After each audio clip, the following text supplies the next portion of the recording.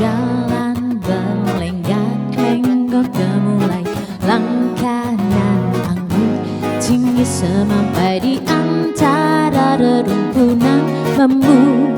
Ku dengar derai tawamu, wajah berbinar-binar ceria, senyum manis menghiasi senja di antara bunga-bunga rindu. Ku cium harum nafasmu, oh Dara,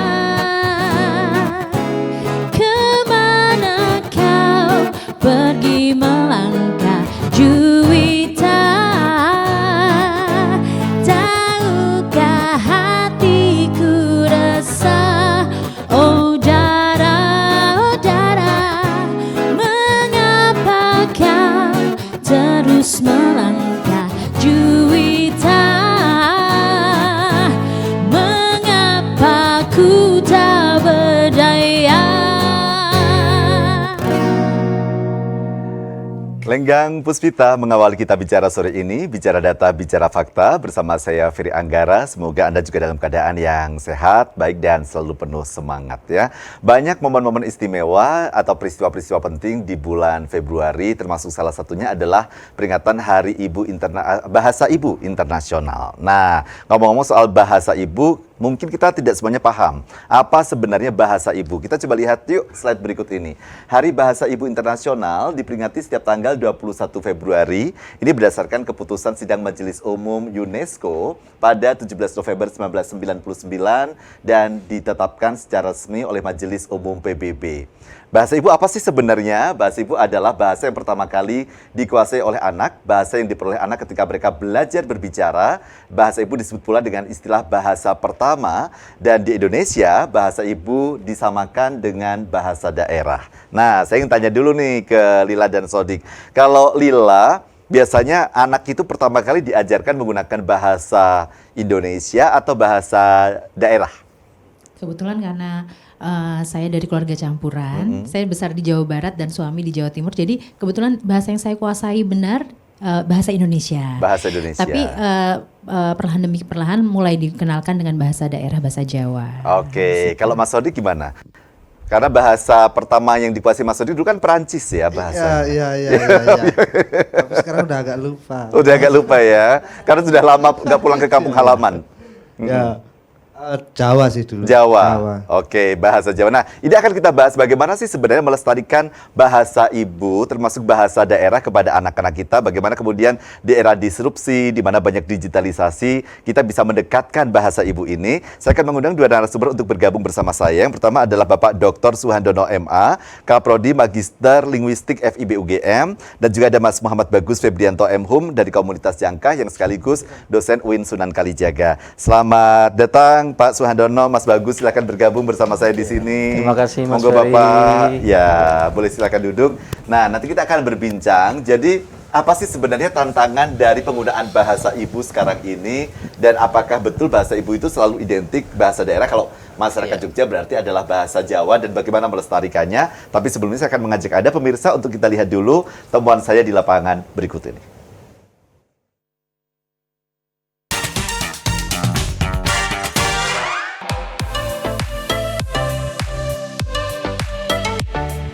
Kalau aku biasanya bahasa Indonesia sama bahasa Jawa, campur-campur. Pakai bahasa Indonesia sih. Campur bahasa Batak. Oh ya? Indonesia, Batak. Mungkin bisa kayak ngadain lomba gitu, mungkin kayak lomba tentang tradisional. Karena nggak terbiasa sih di keluarga kita. Cara mengucapkan sesuatu sama arti dari kata itu.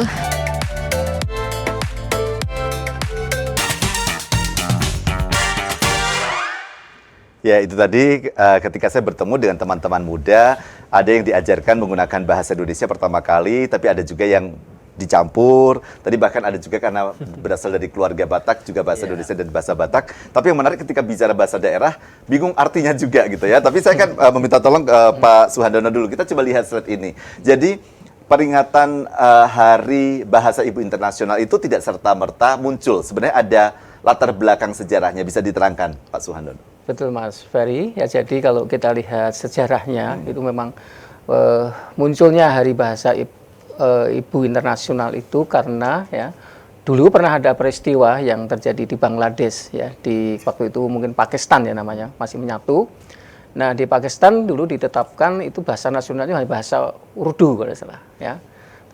Para penutur bahasa Bangla yang kemudian Bengali atau Bangladesh itu merasa apa ya, ingin bahwa bahasa mereka juga harus bisa digunakan sebagai bahasa nasional, sehingga terjadi unjuk rasa untuk menuntut itu bahasa Bangla menjadi bahasa nasional mereka. Nah, akhirnya terjadi kekerasan dan ada sampai terjadi ada korban yang tewas. Nah, ini orang yang berkorban untuk bahasa ibunya itu kan jarang sekali. Ya. Ini ya, sampai begitulah orang ingin mengorbankan jiwanya untuk supaya bahasa ibunya dipakai, dan mungkin anak-anak keturunan nanti juga misalnya untuk belajar, mereka memudahkan mereka untuk mendapatkan akses pendidikan, karena pendidikan juga dimungkinkan dalam bahasa ibu. Gitu. Oke, sampai akhirnya muncul pengertian, pemahaman bahwa bahasa ibu adalah bahasa yang pertama kali diperkenalkan kepada anak. Betul, itu ya. Dan dalam studi mengenai misalnya pemrograman bahasa, memang bahasa ibu itu bahasa yang pertama kali dikuasai anak. Ya, ketika anak belajar ngomong, itu bahasa apa yang diucapkan. Nah, kalau di Indonesia kemudian karena cenderung itu bahasa daerah, lalu bahasa ibu lalu diidentikan dengan bahasa daerah. Tetapi sebetulnya anak-anak sekarang sudah ada yang bahasa ibunya bahasa Indonesia. Ya, seperti beberapa teman itu tadi, ketika mereka ngomong belajar bahasa Indonesia, itu artinya bahasa ibunya pertama bahasa Indonesia. Tapi kemudian juga tidak karena mungkin di lingkungannya mereka juga digunakan bahasa daerah, akhirnya tadi bercampur dengan dari masyarakat Indonesia itu sekarang masyarakat yang paling tidak dua bahasa, bilingual, bahkan multilingual, menguasai beberapa bahasa. Ini sebuah kekayaan bagi kita. Tidak semua bangsa itu memiliki kesempatan itu punya dua bahasa atau lebih gitu. Tapi artinya Pak Handono bahwa ketika kita berbicara bahasa ibu, kalaupun kemudian bahasanya bukan bahasa daerah, misalnya itu yang diperkenalkan adalah bahasa Indonesia, masih tidak masalah.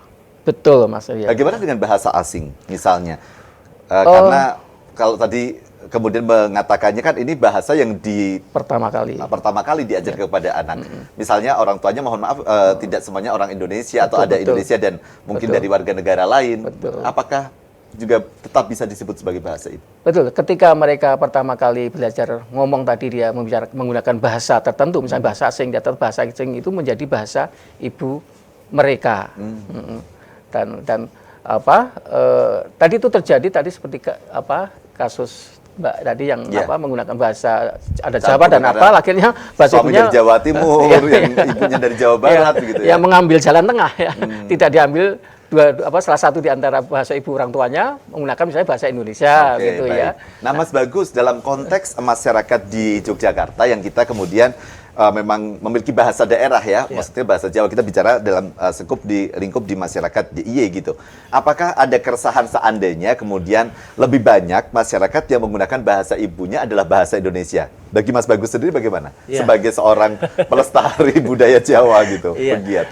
Jadi kalau kita lihat sekarang memang bahasa Jawa juga mulai sudah mulai banyak ketika ibu-ibu muda misalnya kemudian menyampaikan pengajaran bahasa pertama kalinya kepada anak-anaknya cenderung ke bahasa Indonesia, karena dinilai bahasa Indonesia lebih lebih memudahkan anak itu nantinya berkomunikasi dengan orang lain, terlebih ketika hampir sekarang di sekolah-sekolah mungkin juga sudah beda dengan zaman saya, walaupun saya ini juga baru berapa umurnya, 17 tahun mungkin saya. Baru lulus SMA kemarin. Itu zaman saya, guru-guru saya itu kalau ngajar di SD, SMP itu masih kalau ngajar menggunakan pengantarnya adalah bahasa Jawa. Mbok ini. Walaupun itu mata pelajarannya misalnya pengetahuan alam, pengetahuan sosial, mereka cenderung pengantarnya adalah bahasa Jawa. Matematika pun di situ juga cenderung mengantarkan dengan bahasa Jawa. Oke, sebentar Mas Bagus, ini kita tidak bermaksud mempertentangkan ya, tapi begini, kalau kita melihat deskripsi tadi adalah bahasa ibu, bahasa yang diperkenalkan pertama kali, artinya apapun bahasanya. Iya. Kalau menurut Mas Bagus sebagai seorang pegiat budaya Jawa begitu, apakah kalau di DIY ya bahasa ibu harusnya bahasa Jawa dong gitu? Karena kalau bahasa Indonesia itu secara otomatis pasti kita akan mempelajarinya. Gitu. Iya. Ya secara ideal ya. Secara ideal ya saya kira orang yang ada di lingkungan DIY memperkenalkan pertama kalinya dengan bahasa Jawa. Karena itu bagian dari identitas. Kalau kita lihat tadi sejarahnya itu kan juga karena masalah identitas sebetulnya. Bahasa teman-teman di saudara-saudara kita di Bangladesh ingin mempertahankan identitas mereka dengan salah satunya adalah kebahasaan mereka. Baik. Nah, Pak Suhandono, bagaimana sih sebenarnya memaknai bahasa gitu ya? Kalau kita tadi melihat bahwa sampai perjuangannya seperti itu, sampai berakhir kekerasan, sampai kemudian ada yang meninggal karena memperjuangkan bahasa ibunya. Kita ini kan, saya lah misalnya, ya bahasa ini alat untuk berkomunikasi, untuk memudahkan saya menyampaikan pemikiran saya dan dipahami lawan bicara. Tapi ternyata sekian tahun yang lalu itu ada orang yang berjuang mati-matian untuk memperjuangkan bahasa ibu. Jadi bagaimana sebenarnya kita semestinya memaknai bahasa ini? Betul, memang fungsi utama bahasa itu sebagai alat komunikasi, yaitu fungsi utama ya, alat ekspresi. Tapi di luar itu, seperti yang disampaikan Mas Bagus tadi, bahasa itu juga menjadi lambang identitas, simbol ya kelompok tertentu. Ya itulah maka saudara-saudara kita di Bangladesh itu memperjuangkan bahasa Banglanya untuk menjadi ini, karena itu identitas kita. Nah, karena itu di Indonesia itu orang juga punya identitas identitas Indonesia. Tapi juga identitas daerahnya.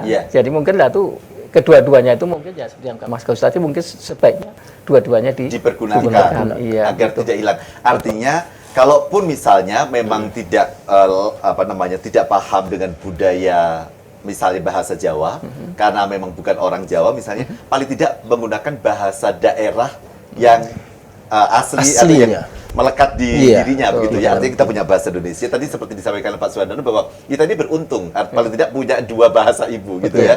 Nah, Mas Bagus, ada tidak keresahan, katanya ada banyak penutur-penutur bahasa ibu tuh yang sekarang sudah mulai berkurang gitu, bahkan memang ada bahasa-bahasa ibu yang sudah mulai hilang. Ada kekhawatiran nggak sih Mas Bagus? Khawatir pasti ada ya. Tetapi dengan melihat perkembangan zaman, saya kira juga kita bisa punya optimisme juga ketika sekarang di era ini kita belajar bahasa itu juga sudah sebetulnya dipermudah, asalkan karena bahasa itu kan sebetulnya lebih ke pembiasaan ya. Kalau kita sering mendengarkan lagu misalnya, itu kan bagian dari kita juga akhirnya mempelajari kayak maknanya apa sih. Jadi saya kira ketika sekarang lagu-lagu yang populer itu bahasa daerah mulai masuk, itu kan menjadi optimisme saya kira. Ada memang sebuah kekhawatiran anak-anak sekarang sudah lebih sering menggunakan bahasa non daerahnya, tetapi ketika sekarang juga mulai banyak lagu-lagu yang khas dengan daerah, itu juga menjadi sebuah optimisme saya kira. Kita bisa melihat itu sebagai hal yang sangat positif untuk dipelajari oleh anak-anak sekarang. Mau tidak mau dia akhirnya ingin tahu maknanya dan mau belajar. Jadi ada inovasi untuk cara memperkenalkan itu, kita bahas. Kita coba lihat ini. Apa tema dari peringatan tahun 2023 ini, Pak Suhandono? Kalau UNESCO sudah menetapkan ya multilingual education ya. Jadi pendidikan itu adalah hak untuk semua orang, semua anak. Ya, terutama pendidikan dasar ya. Dan anak tidak boleh dihambat kesempatan untuk mendapatkan pendidikan itu karena persoalan bahasa. Maka di sini dikatakan multilingual education. Pendidikan itu sebenarnya pendidikan dasar itu memang harus disampaikan kepada dalam semua bahasa, sehingga semua anak itu mendapatkan hak mereka untuk mendapatkan pendidikan itu. Jadi tidak terbatas pada bahasa tertentu. Ya, tidak harus dipaksa, misalnya bahasa Inggris, pendidikan hanya di bahasa Inggris, lalu kamu kalau mau sekolah ya harus ke bahasa Inggris, kan tidak bisa. Untuk pendidikan dasar loh Mas, kalau yang sudah tinggi berbeda ya. Baik, tapi kita ada di poin ketiga ini cukup menarik. Beberapa bahasa daerah di Indonesia telah punah, sejumlah bahasa menuju kepunahan, dan banyak bahasa daerah yang mengalami kemunduran berupa penurunan jumlah penutur dan penyusutan fungsi. Nanti kita akan bahas bagaimana sebenarnya realitanya dan bagaimana kita kemudian melihat ini sebagai sebuah tantangan yang semestinya bisa kita antisipasi bersama. Tetap bersama kami di Kita Bicara, bicara data, bicara fakta. Bicara data, bicara fakta, hanya di Kita Bicara, Kita Bicara.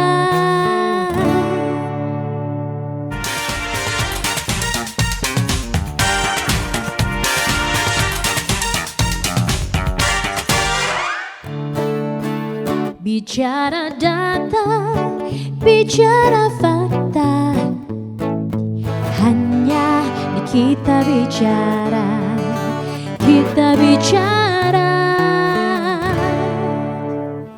Terima kasih, nama masih di Kita Bicara, bicara data, bicara fakta. Kita akan coba lihat slide berikut ini. Di poin ketiga ini ada informasi bahwa beberapa bahasa daerah di Indonesia telah punah.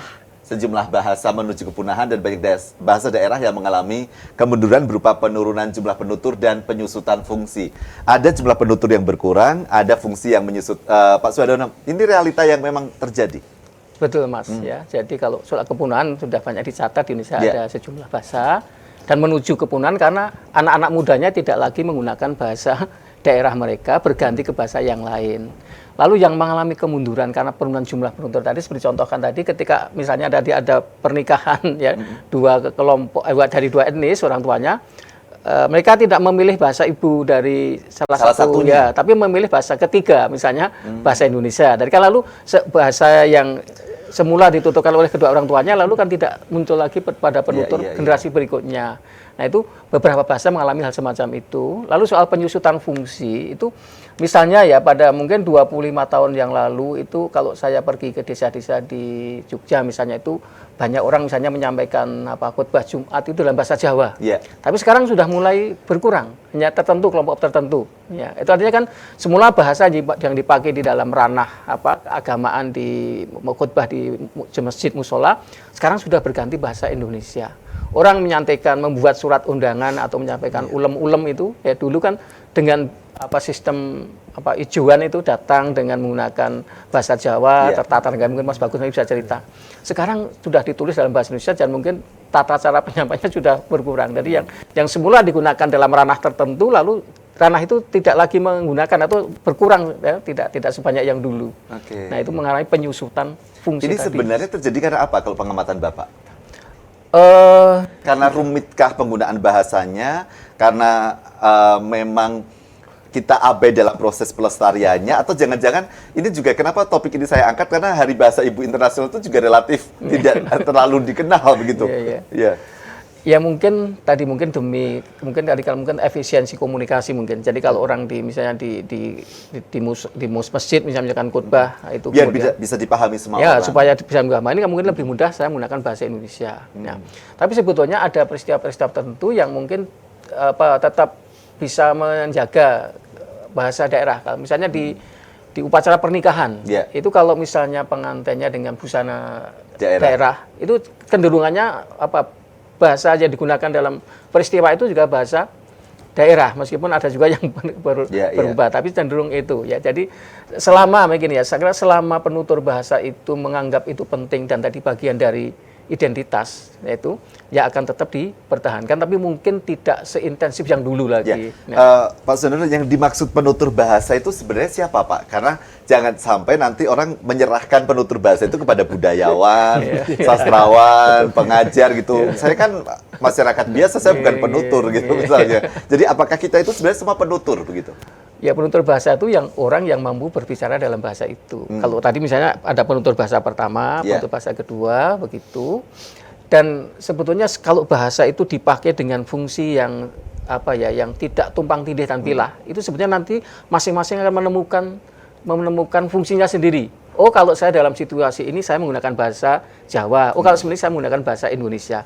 Nah, kalau terjadi pemilihan semacam itu nanti sebetulnya bahasa itu hidup berdampingan pada diri satu orang, tapi pemakaiannya menjadi bagus gitu loh. Ya, ini ingin saya garis bawahi agar pemirsa juga kemudian memiliki pemahaman yang sama, berdampingan gitu ya. Artinya bukan kemudian kita ingin mengatakan bahwa ayo gunakan bahasa daerah terus, bahasa Indonesia diabaikan, tidak juga. Karena tadi sudah kita bahas sejak awal, kita punya kekayaan yang luar biasa, tapi bahwa bahasa Indonesia digunakan dengan tepat dan bahasa daerah juga semestinya tetap dilestarikan. Karena ini kekayaan yang semestinya kita bangun bersama sebagai identitas budaya. Mas Bagus, melihat tidak sih sebagai ketakutan menggunakan bahasa daerah, termasuk bahasa Jawa itu karena orang takut disalahkan gitu Mas kan tuh. Pertama nggak paham artinya, terus kadang-kadang kan ada begini, di bahasa Jawa itu kan ada tingkatan-tingkatan gitu. Misalnya untuk diri sendiri mosok dikeramak kayak gitu kan misalnya gitu. Jadi orang takut dulu, sudahlah pakai bahasa Indonesia saja gitu. Gimana merespon tantangan-tantangan itu? Iya.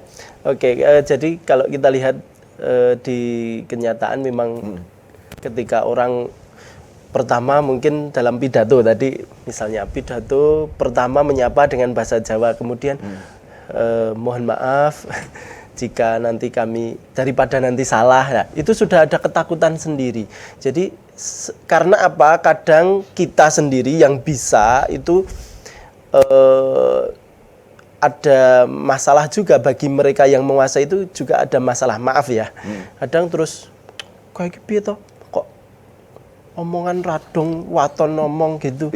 Akhirnya itu membuat orang malah justru semakin membuat mereka yang ingin belajar jadi takut. Jadi kalaupun nantinya mau memberi tahu, ya mungkin setelah di tempat tertentu mungkin kita ajak ngobrol bareng dan kita beri pemahaman, atau kita justru harusnya mengajarinya, bukan kemudian menjas kamu itu salah. Nah, itu yang menjadi tanda kutip saya anggap itu sebagai penyakit bagi teman-teman yang kadang merasa bisa, tapi kemudian malah hal itu justru membuat orang yang akan belajar ketakutan.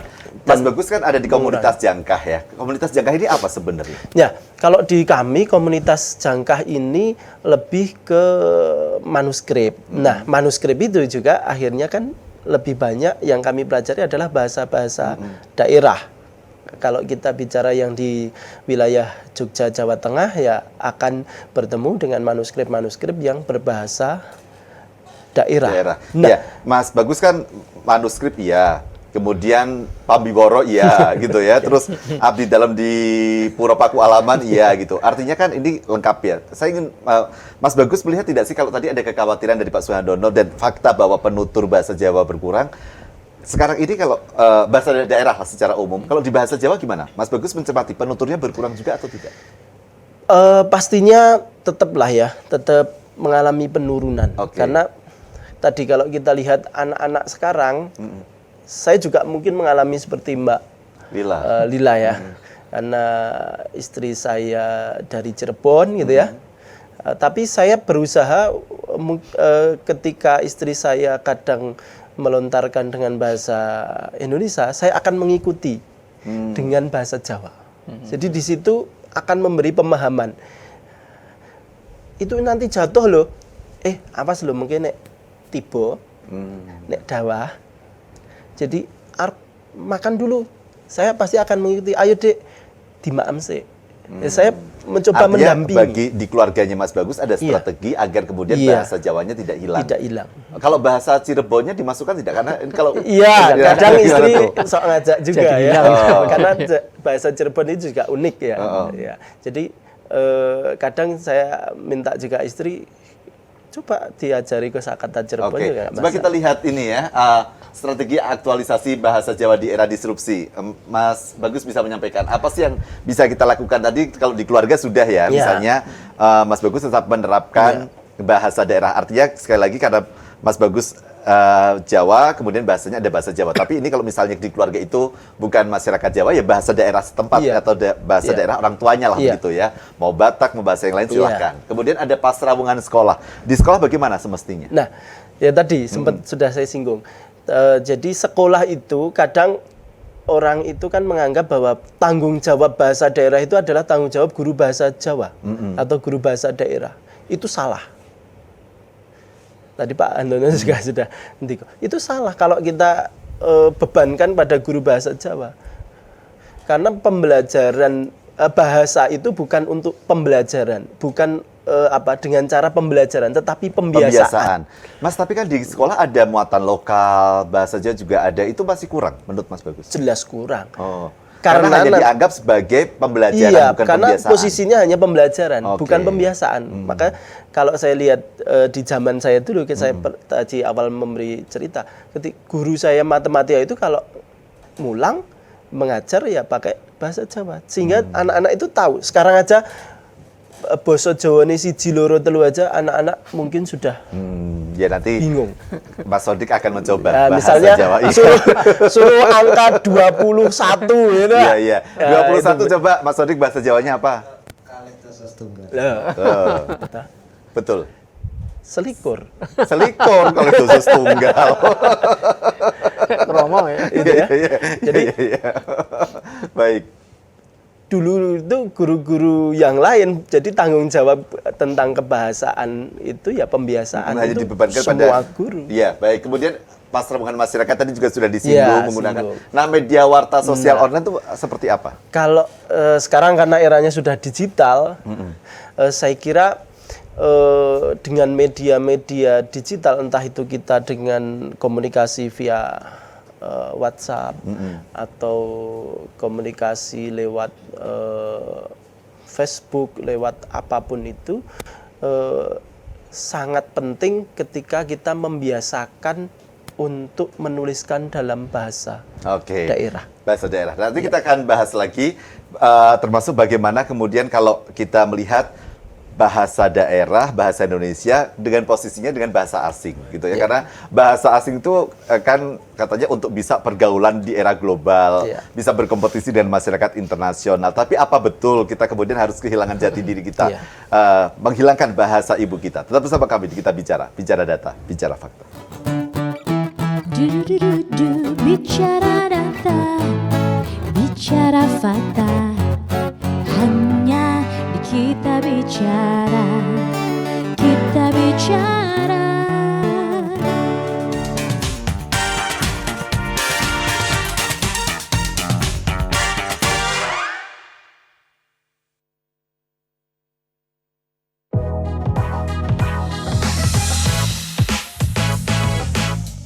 Ya asik-asik aja sih kalau menurutku.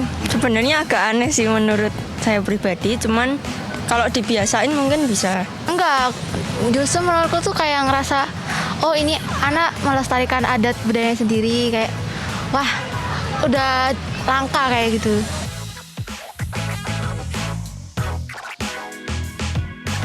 Dipakai, digunain terus, tapi dengan bahasa yang sopan juga. Nah, lebih banyakin konten-konten yang pakai bahasa daerah gitu.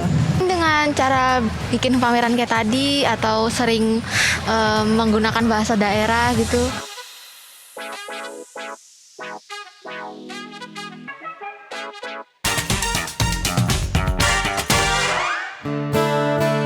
Bicara data, bicara fakta, hanya di Kita Bicara, Kita Bicara. Baik, Pak Sudarno, kita sering diajarkan juga bahasa-bahasa asing, terutama bahasa Inggris sebagai bahasa perguruan internasional. Tapi apakah kemudian itu juga mesti menghilangkan bahasa ibu kita gitu dan lebih membangun kebanggaan, karena banyak orang tua yang mungkin bangga gitu putra-putrinya bisa bahasa Inggris, tapi ketika bahasa Jawa, bahasa Indonesia kurang mahir, ya dianggap biasa-biasa saja. Bagaimana menyikapi ini? Di negara kita itu ada lembaga yang punya tugas khusus untuk mengurus bahasa, itu Badan Bahasa. Yes. Badan Bahasa itu punya semboyan kalau tidak salah. Utamakan bahasa Indonesia, lestarikan bahasa daerah, dan kuasai bahasa asing. Artinya memang kita berkepentingan untuk ketiga-tiganya. Nah, yang penting tadi bagaimana ketiga-tiganya itu bisa berdampingan tadi. Misalnya saya menguasai ketiga bahasa itu, saya bisa memilah-milah kapan saya menggunakan bahasa internasional, bahasa nasional, mungkin bahasa daerah. Sehingga kalau masing-masing fungsi tadi sudah tepat, sebetulnya tidak ada rasa khawatir bahwa akan ada sesuatu yang merusak ya, hidup nyaman itulah. Ya. Itu Mas. Nanti bahasa daerah akan diterangkan Mas Bagus. Saya minta tolong Pak Suhandono, kalau dalam pandangan Bapak penggunaan bahasa Indonesia kita saat ini sudah tepat belum sih Bapak? Atau jangan-jangan banyak yang terserap juga dengan bahasa-bahasa lain, bahasa prokem, bahasa jaksel, gitu, anak-anak jaksel, misalnya. Bahasa Indonesia itu ada banyak ragamnya ya Mas Ferry ya.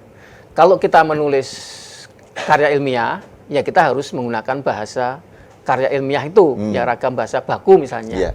Tapi kalau kita berbicara, ya kita boleh saja menggunakan ragam Jaksel, Jakarta Selatan, ragam begitu. Boleh saja nanti kalau dipaksakan harus baku semua malah tidak Aneh gitu. ya, tidak santai lagi kan. Yeah, Nah, yeah. akhirnya memang justru bahasa itu kalau digunakan oleh banyak kelompok dalam berbagai situasi, dia akan mengembangkan ragam-ragam yang cocok dengan kepentingan waktu dipakai itu. Tapi tidak akan dianggap perusak bahasa Indonesia. Saya kira tidak, Mas Ferry. Ya, kita harus melihat bahasa itu kalau misalnya soal pinjaman ya, kalau misalnya orang mau pinjaman, semua bahasa itu akan meminjam dari bahasa lain.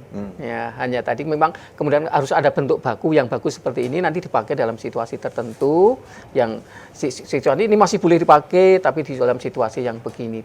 Artinya jangan sampai salah kaprah begitu ya. Betul, Kapan menggunakan kamu, kapan menggunakan Anda, kapan Betul, menggunakan betul. kalian gitu. Betul. Karena kadang-kadang kita juga ketemu teman-teman menggunakan bahasa formal dengan kamu misalnya Betul, juga jadi betul. tidak pas ya. Ini pemahaman bahasa Indonesia menjadi penting.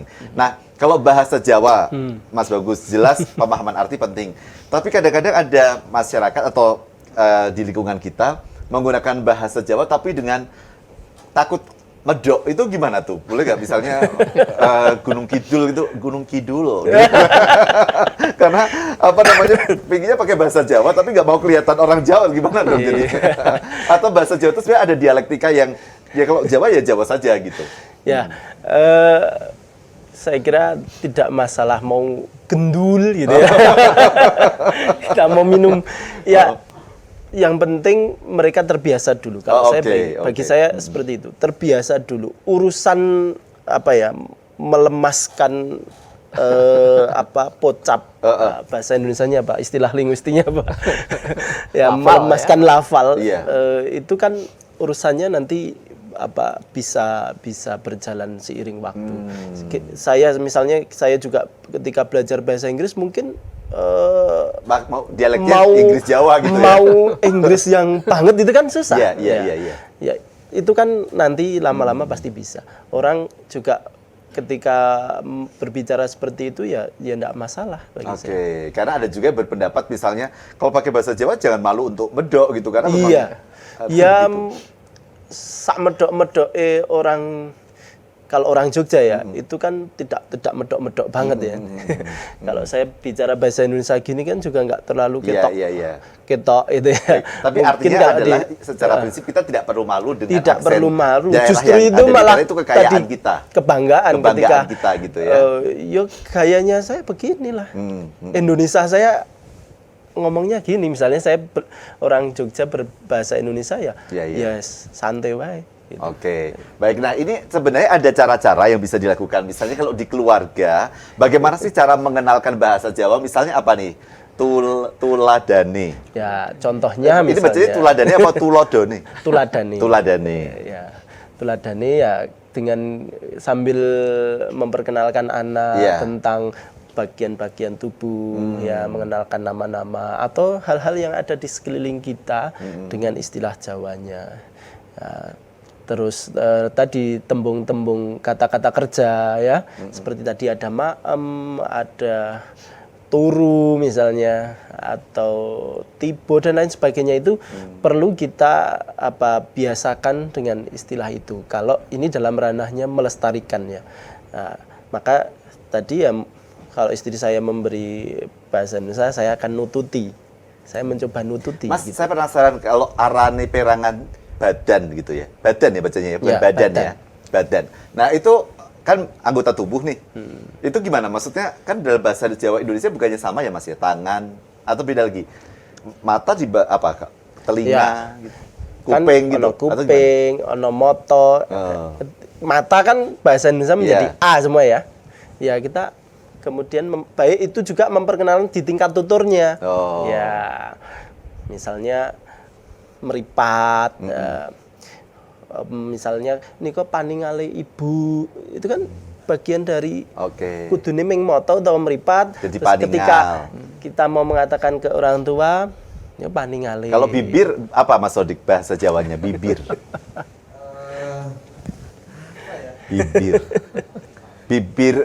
Bibirnya merah merona, coba bahasa Jawa. Lambene abang Beranang. Betul.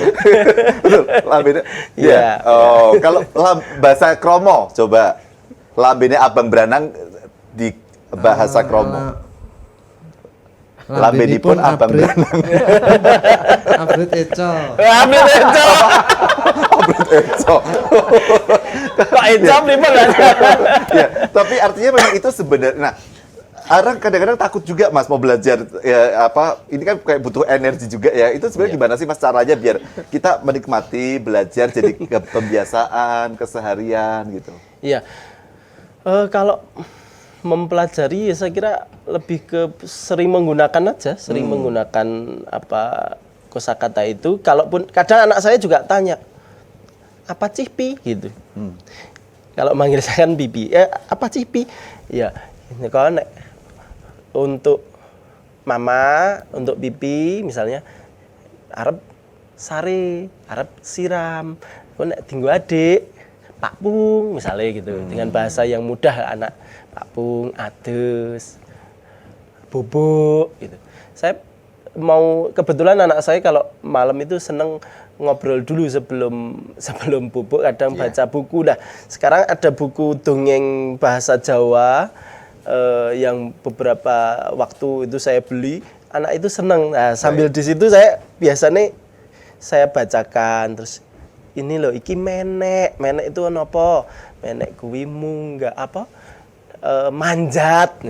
Jadi karena Mas Bagus kebetulan pelestari pegiat budaya Jawa ya dan menjadi lebih bisa melakukan. Tapi apakah perlu Pak Suhandono kemudian ada regulasi-regulasi yang dalam tanda kutip memaksa begitu ya, memaksa seperti kalau kita misalnya ada kegiatan di Kamis Pahing kalau tidak salah ya, kita harus anak-anak menggunakan pakaian Jawa. Apakah kemudian kalau di DIY ini harus ada sebuah kegiatan di tiap hari apa? Semua institusi pemerintah menggunakan bahasa Jawa, semua aktivitas di masyarakat menggunakan bahasa Jawa begitu ya, sehingga ini dari pemaksaan lama-lama akan jadi pembiasaan. Tetap bersama kami di Kita Bicara, kita lanjutkan usai jeda berikut ini. Bicara data, bicara fakta, hanya di Kita Bicara, Kita Bicara.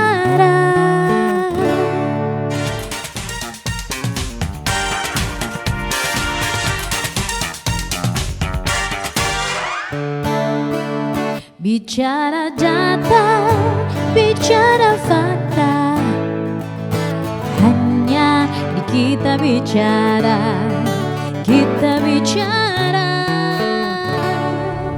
Ya, perlukah ada regulasi atau strategi khusus begitu Pak Suhandono agar bahasa Jawa pada khususnya dan juga bahasa Indonesia tetap lestari digunakan berdampingan dengan penggunaan bahasa asing? Ya dalam taraf tertentu memang saya kira diperlukan ya, kalau melihat kondisinya kita tidak bisa menyerahkan pada masyarakat terus seperti ini, lalu mungkin memang diperlukan ya cara kebijakan yang bisa makanya orang tetap bisa mencintai bahasa daerahnya. Jadi misalnya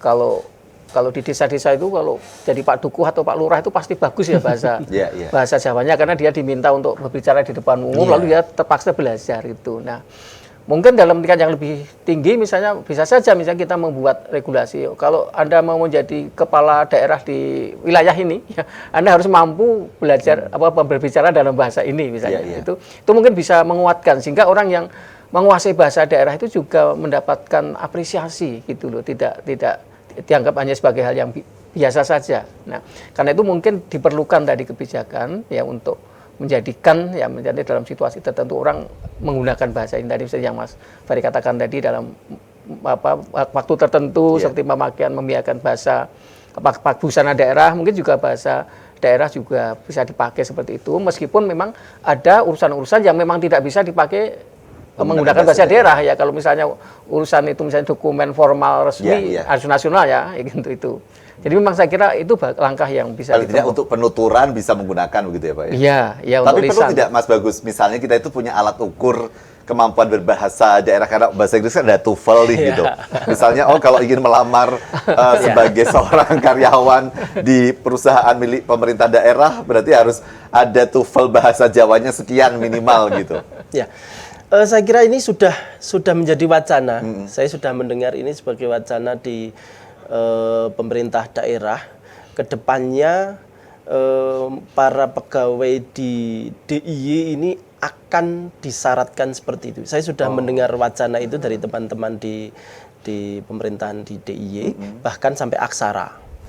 Karena nanti kemungkinan juga akan ada regulasi. Tadi surat resmi itu selain berbahasa Indonesia juga akan didampingi surat dengan berbahasa Jawa. Itu sudah masuk wacana dan sedang rembuk oleh para pemangku kebijakan. Jadi nanti di DIY saya sudah mendengar itu ada surat berbahasa Indonesia secara resmi itu. Kemudian di lembar berikutnya adalah surat berbahasa Jawa dan beraksara Jawa. Karena ini memang bagian dari cara kita amanat untuk menjaga juga, identitas iya, kita. dan amanat dari daerah istimewa. Iya, daerah istimewa, maka keistimewaannya harus nampak. Saya kira kalau di Jogja itu bisa, karena kita sudah punya tadi ya, punya beban dan payung hukum amanah dari daerah istimewa. Saya kira insya Allah kalau di Jogja aman-aman saja, saya kira gitu.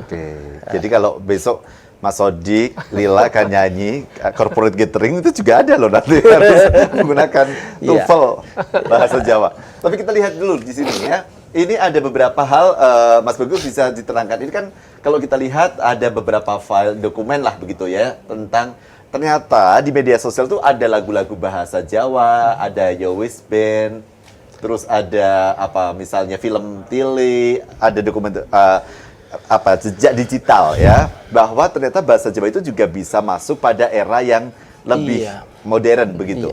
Apa yang Mas Bagus bisa sampaikan dari strategi? Ya, jadi ini bagian dari strategi tadi ya, dalam menghadapi era semacam ini, memanfaatkan media digital. Media digital dimanfaatkan untuk pelestarian, bahkan bukan hanya pelestarian, saya kira sudah lebih dari itu.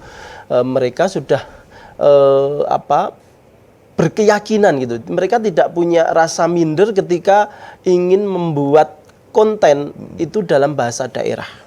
Nyatanya dari film-film ini mereka bisa tembus dengan penonton yang begitu banyak. Itu ada lagu Yowis Band tuh yang seperti apa? Oh, ini bandnya namanya Yowis Band. Iya, itu kan ada filmnya si siapa ya, Bayu Skak itu ya. Nah, saya beberapa waktu juga pernah mendengar pernyataannya si siapa Bayu Skak itu kan.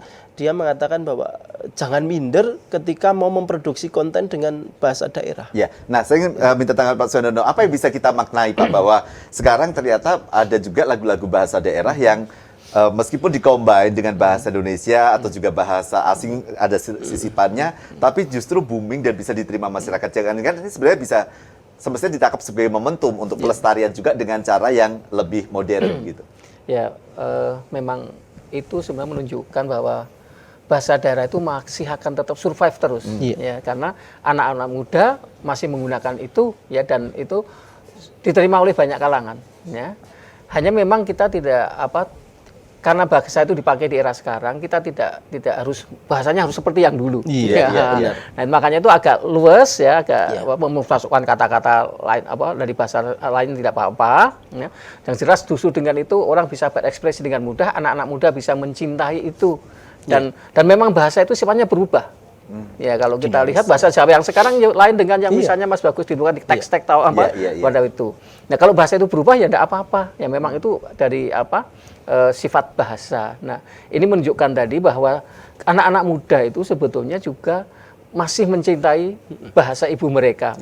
Bisa membuat film, bisa membuat nyanyian, bisa membuat karya seni yang lain, ya. Termasuk peran TVR ini ya untuk bisa mempromosikan bahasa daerah tadinya bahasa Jawa. Ada acara-acara dalam bahasa Jawa, kemudian juga anak-anak muda bisa ngumpul di situ. Ini bagian dari tadi cara kita untuk bisa mendekatkan pada anak muda bahasa-bahasa daerah itu. Tapi artinya ini kan harus dilihat sebagai sebuah peluang. Iya. Bahwa ini menjadi media pelestarian dan ada value di dalamnya. Betul. Bukan sekedar karena faktor viralnya gitu ya. Iya. Kadang-kadang kan Iya, kita betul. melihat produk kreatif di media digital ini semata-mata karena viralnya atau mungkin liriknya yang ringan. Tapi kita lupa bahwa ini sebenarnya bisa menjadi sebuah media. Betul. Nah, Iya. Mas Bagus dan kawan-kawan bagaimana kemudian juga memanfaatkan media digital ini untuk bisa mensosialisasikan lebih masif lagi tentang Iya, kalau bahasa kami di ranahnya komunitas yang lebih cenderung ke manuskrip, ya kami biasanya ya membuat diskusi, kemudian juga membuat semacam melestarikan lagi, misalnya ada quotes-quotes dalam bahasa daerah khususnya yang ada di naskah-naskah itu kita munculkan lagi. Itu penting saya kira, sehingga mereka juga akan senang karena kadang apalagi quotes itu bisa kita manfaatkan juga dalam bentuk souvenir atau apa, itu bisa dan di dimanfaatkan. komunitas yang kan banyak anak mudanya ya Mas? Iya. Kebetulan kami cenderung ke anak-anak yang masih ya 30-an ke bawah lah gitu. Baik, Pak Sudendra, bagaimana sebenarnya menjadikan peringatan Hari Bahasa Ibu Internasional itu kemudian juga menjadi sebuah peringatan yang ini dimaknai oleh banyak orang gitu ya. Kadang-kadang kita ini kan ada peringatan hari-hari tertentu yang memang menjadi sebuah concern atau perhatian secara masif, tapi ada juga yang ya sudah ini hanya agenda biasa. Sementara ternyata kalau kita bicara bahasa ibu, ini bukan hanya media komunikasi, ada identitas budaya melekat di sana. Bahkan sejarahnya luar biasa banget tadi. Betul Mas Ferry, ya, jadi ini momentum yang baik untuk merenungkan kembali mengenai keberadaan bahasa yang ada di antara kita. Ini adalah tanggung jawab kita. Kita sebagai manusia bagi hidup yang dalam sekarang ini memang tidak bisa lepas dari bahasa internasional, tidak bisa lepas dari bahasa nasional kita dan juga bahasa daerah kita. Nah, ini momentum yang baik bagaimana kita bisa menciptakan masyarakat yang multilingual, ya, menguasai banyak bahasa, ya. Dan bahasa itu bukan sesuatu yang akan membuat perpecahan, tapi justru sebaliknya, yaitu akan menyatukan karena beragam-ragam toh kita tetap bersatu. Ya, itu jadi perbedaan bahasa itu harus dimaknai sebagai bagian yang justru akan membangun persatuan itu, dan masyarakat kita sudah membuktikan itu. Jadi hanya merenungkan kembali kalau ada sesuatu yang mungkin belum pas, tadi ada sesuatu yang mungkin misalnya bahasa ibu yang dikhawatirkan ini, ya perlu kebijakan yang bisa mengatasi itu begitu. Apakah kita bisa juga perlu gitu ya membangun sebuah idealisme bahwa bahasa daerah atau utamanya bahasa Indonesia kemudian posisinya di mata dunia itu kemudian harus diarahkan sedemikian rupa agar memiliki posisi yang strategis, atau sebenarnya kita sebenarnya sudah mencapai itu sekarang? Saya kira memang kita sudah, ya, dalam banyak hal bahasa kita itu sudah bahasa Indonesia dipelajari oleh banyak orang dari luar, ya. Tapi kita mempromosikan bahasa Indonesia itu juga tidak hanya bisa bahasanya, tapi kalau masyarakat kita itu pandang penting, ya, orang akan belajar pada kita. Ya, beberapa waktu yang lalu, hari Senin dua hari yang lalu saya ketemu dengan teman dari Italia, dia mengajarkan bahasa Indonesia. Saya tanya, bagaimana peminat bahasa Indonesia di Italia? Ya cukup, tapi tidak sebanyak bahasa Korea atau bahasa Jepang. Nah, mengapa Korea dan Jepang itu bisa orang ingin belajar itu? Ya karena ada sesuatu di situ, ya, misalnya Korea dengan budaya popnya dan sebagainya. Nah, Indonesia itu kalau supaya bisa dipelajari oleh orang lain mau ingin belajar, kita harus punya sesuatu sehingga menarik orang untuk belajar bahasa Indonesia. Mas Bagus, dalam konteks bahasa Jawa, ketika kita belajar bahasa Jawa, sebenarnya apa yang kemudian juga menjadi panduan atau mungkin akan merubah cara kita melihat atau unggah-ungguh kita gitu? Apakah ada korelasinya? Belajar bahasa Jawa berarti juga kita sedang memperbaiki laku kita gitu sebagai masyarakat atau piantun Jawi gitu. Karena bahasa Indonesia, bahasa Jawa itu ada tingkat tutur, itu pertama. Ketika tingkat tutur mau tidak mau sikap kita itu mengikuti. Ya, jadi misalnya tadi ketika kita bicara kepada orang lain, tidak hanya orang tua, ya, artinya kepada orang lain pun secara tidak langsung kita akan berusaha untuk unggah-ungguhnya atau tata keramanya itu mengikuti dari cara kita bicara. Artinya bukan hanya menjadi sarana komunikasi, Yes, tapi tidak. ada nilai-nilai kemudian Nilai, menjadi tuntutan iya. kita dalam Yang berperilaku. secara tidak langsung akan Ya, mengikuti. dan dari- saya rasa itu esensinya Ya. ketika kita Ya. belajar bahasa apapun bahasa itu gitu Ya. ya. Pak Saudara terima kasih sudah hadir, Mas Bagus terima Terima kasih kasih. sudah bersama kami di Kita Bicara, dan kita harus mengakhiri Kita Bicara sampai di sini Siap. untuk kembali menjumpai Anda dengan episode berikutnya. Saya Firi Anggara, sampai jumpa.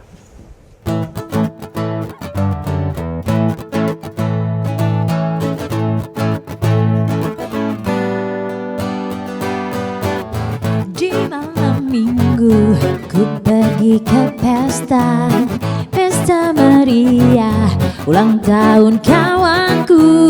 Semua yang datang bergaya ceria, berdansa dan gembira. Di tengah pesta kulihat si dia, lincah gayanya dan masa kini. Ingin hatiku mencium pipinya, tapi malu rasanya. Oh hip hip hura hura hura hura, aku suka dia aku jatuh cinta dia pun menanti cinta bersemi di hati.